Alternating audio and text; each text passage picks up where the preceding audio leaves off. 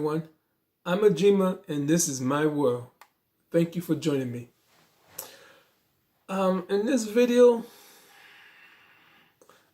I really didn't want to go there. I really didn't want to talk about this subject anymore. But I'm still receiving,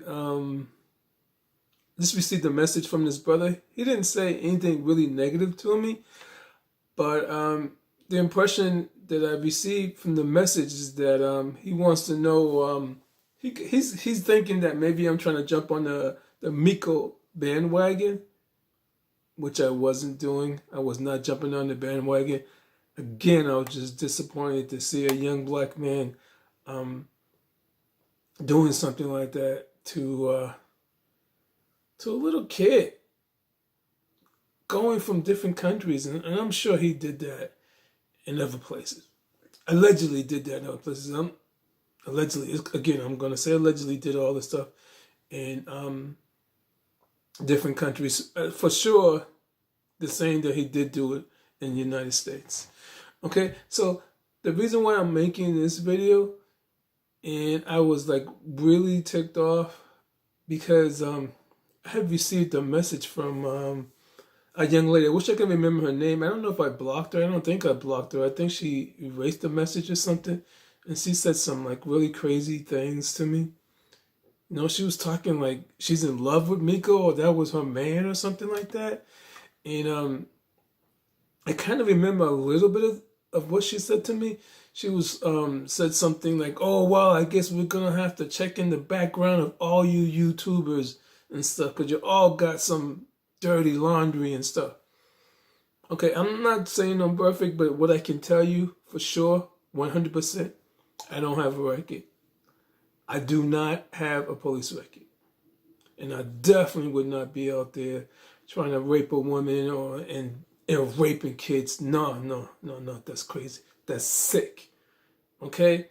So to that young lady, if you see this video, yo, I'm disappointed on you even sending me something stupid like that. Okay?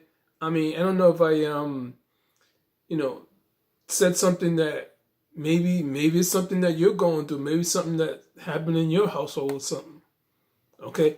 I don't even know why you even said something stupid like that. But, I moved on from that. I'm also saying this because, I did receive the comments that were coming that was real negative were coming from women. I wanted to tell a story about someone that I didn't actually get a chance to meet him, but they had something here in Boston over the summer, like a little bit after that Miko incident. It was called being black while depressed or suicidal. So I think it was being black while suicidal. And so I went to listen to all these guest speakers. And this brother came and stood up, and he had this nice suit on. Hair was shaved really nice and low. He looked like he ran a Fortune 500 company. And I was like, whoa, check out this brother. He was dressed sharp, and he was about the same age as me.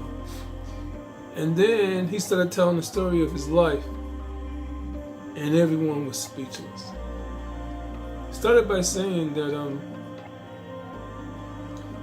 he was molested from the age of 5 to the age of, I think it was 12 or 13. Again, he was molested from the age of 5 to about 12 or 13. And then he was kicked out the house. So he was being molested by his father. Okay, he said it was practically almost every day his father was molesting him. And then once he turned about almost 13, his father kicked him out on the streets of Boston in the winter. Had no other family. Okay, so he was out there in the street, little kid. So the only thing he could do was steal and rob. So all his years on the street, as a kid, he just stuck people up, broke into people's houses, broke into people's cars. That's all he did. So he was in and out of jail most of his life. Most of his life in and out of jail. So now the thing that struck me and made me have a lot of respect for him is because he started saying while he was spent most of his time in jail, the time that he was out, he did meet a young lady, and he, had a relationship with her for a while. And he always ended up going back to jail because he didn't have a trade. He was always just going out there and sticking people up.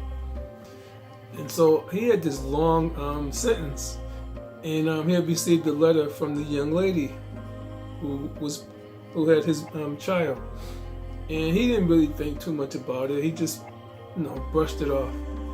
And so in time, when he did get out of jail, he finally decided that he wanted to change his life. And he reached out to this young lady because he wanted to, see what his son looked like. I believe he said his son was about like 6 or 7 years old. So he would go over and see him and talk to him. And he said he didn't really have a connection. He just didn't know how to have a connection with him because he didn't really know the kid at all. He had just heard some things about him. So he would just go over and visit him.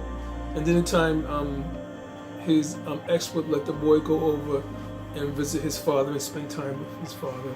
And in time, he started spending more days, and then he would spend like a week and stuff like that. And so everybody was just listening. And he said the boy never really talked much to him. They never really talked, and they really didn't have a connection. Okay? And so one night, I think he said he woke up and he heard his son crying, or heard some sounds or something like that. And he went in his son's room, and his son was jumping up, and his son was like really scared and crying, and he was looking down, and he went over to see like what was wrong with his son.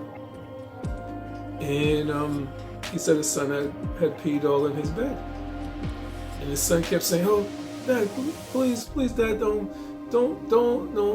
beat me, don't, This was just didn't know what to say. He was just crying. He thought his dad was gonna beat him. He was like, "Dad, are you disappointed in me?" And so he just looked at his son, and he just saw how upset his son was, and it just hit him. And his son just lied there, like turning away, feeling disappointed because here he was 7 years old, and he was peeing his bed. So his father just got into bed and lied in the pee. And his son looked at him, said, Dad, why are you doing that? That's my pee, you're lying on my pee. And he said that he held his son close to him and said, listen, son, it doesn't matter what you do. I will not be disappointed in you, and I always will be here for you. Okay? So this, here you wet in the bed, I'm not disappointed in you. I'm not going to scream at you. I love you unconditionally, and I want you to never forget that. And he said from that moment, his son looked at him and cried and gave him a big hug. And he said from that day, they had a really tight bond. And then he had helped his son change the sheet, clean himself up, let him take a bath, put him back to bed. And his son didn't want to go right back to bed. And as I said before, his son never really talked much to him. His son just wanted to stay up and talk to his dad about a lot of things. And they just stayed up and talked, and they just created this bond. A bond, and he said his heart just opened up because his heart had never really opened up to anyone. And he just knew that he had to be there for this kid. And I was like, whoa, and everybody was like, whoa. And then something else that he said that hit me. He said that he was proud of himself because he broke a cycle that was in his family. Okay? He said, I had never sexually molested my son. It has never crossed my mind. And it never will. And so he finally started going around and talking to people and trying to find members of his family or people that knew his family. And the strange thing, about all this is that he started hearing stories about his father and his grandfather. Yes. His father was molested by his grandfather. Okay, so this was part of his family history. His grandfather was molesting his father, and his father turned around and molested him. And he said, I'm breaking that cycle once he found that out. And I was proud of that, brother. Okay? And so it is possible. And I wish I had a chance to meet that brother and shake his hand. But I'm glad that I did actually hear someone and know that someone did break that cycle. And I just wish that Miko could have break that cycle. I don't know what happened to him, but I was just disappointed because I was saying, yo, I want to see this young man do well, traveling to these different countries, and then to hear that he was doing things like that, it just really, it's like put a stake in my heart and so. All right, and again, I'm just like, cannot believe that there's people writing me and who actually believe that this guy is innocent.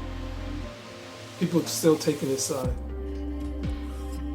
Right? Well, I'm sure those are the same people who think also that Donald Trump won the election. So I didn't have anything. This is it for me. I just wanted to respond to those people who were sending me like these crazy messages. I don't really care. I just wanted to respond because someone just recently sent me to. All right, guys. I hope you liked this video. If you did, please give me a thumbs up and also comment and of course subscribe. Agymah's World. Thank you. Take care, everyone. Peace.